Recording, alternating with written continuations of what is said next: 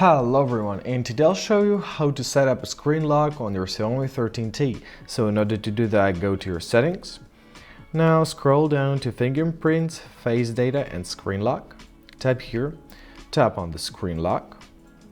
So in here you are to choose between your screen lock options. For example, you can add a pattern, PIN and password.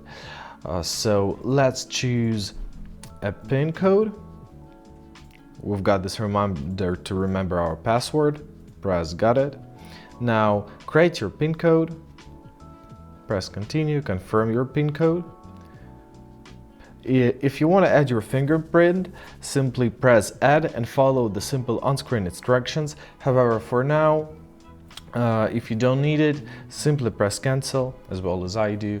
So now when we lock and unlock the screen, our phone will ask for our pattern. Let us see pattern, PIN or password we've set up.